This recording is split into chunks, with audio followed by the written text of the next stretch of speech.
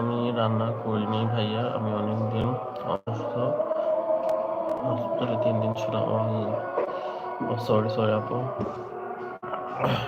এখন কি অবস্থা, কেমন আছেন শরীর? অসুস্থতাটা যে একটা মানুষের জন্য কতটা কষ্টের, সেটা যে অসুস্থ থাকে সেই বুঝতে পারে।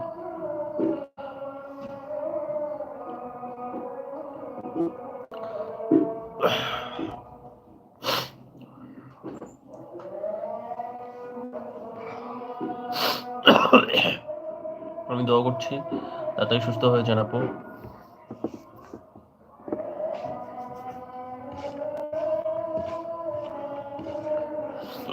হ্যালো সোহেল, আমি তো উত্তর করলাম, কোথায় চলে গেছো? এখন একটু ভালো আছে।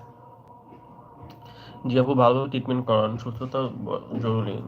শরীর সুস্থ না থাকলে কোনো কিছু ভালো লাগে না, ঠিক আছে? আর একটু সাবধানতা অবলম্বন করবেন। এখন তো অনেক ঠান্ডা, তো এই ধরনের রোগ বালাই বেশি হচ্ছে।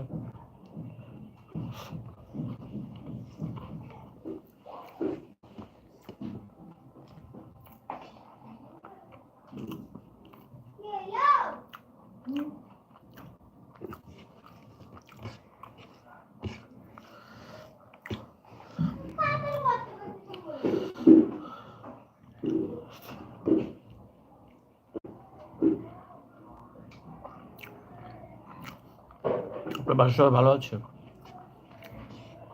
লাইকটা, লাইভে লাইক করে দিন আপনি।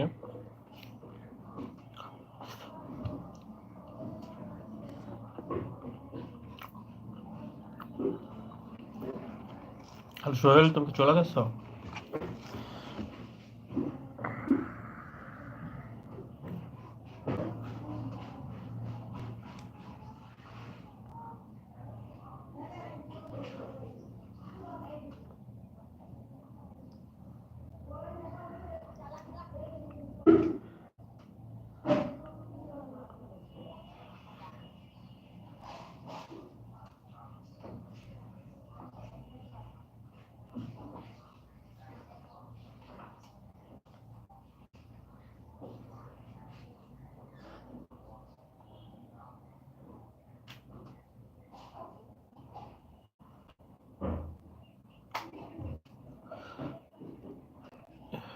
এখন কি লাঞ্চ করতেছেন নাকি? হ্যাঁ আপু, লাঞ্চ করতেছি।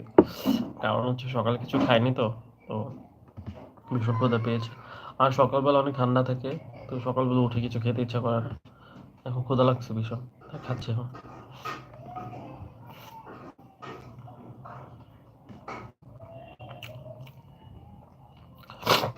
ভাবছিলাম যে লাল শাকের সাথে আলু মিক্সিং করে ভাজি করলে মজা লাগবে, কিন্তু আমার আইডিয়াটা, মানে আমার আইডিয়া এবং কনসেপ্টটা ভুল ছিল, রং ছিল। কারণ লাল শাক শুধু শুধু মানে এমনিতে মানে ভাজি করলে বেশি মজা, আমি যতটুকু অবজারভেশন করলাম। তো তাতে বুঝলাম যে লাল শাকটা শুধু শুধু ভাজলে বেশি মজা, বেশি আমি। আর আমি চাইলেই পারতাম দুইটা আইটেম করতে, তাহলে আমার জন্য বেটার হতো। লাইক দিচ্ছি, কিন্তু এখানে তো শো করতেছে না আপু।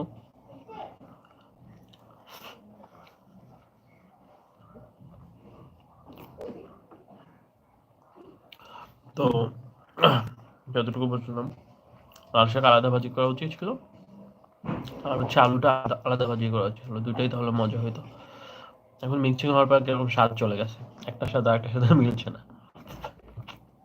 আজকে আমি ডিম ভাজি করছিলাম।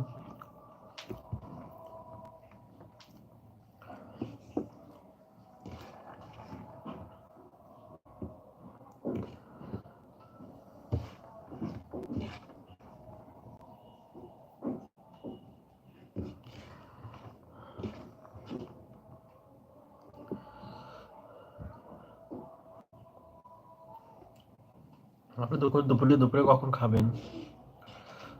যারা যারা জয়েন করেছেন, কোথা থেকে জয়েন করেছেন, আপনারা সবাই ভালো আছেন? কি করছেন?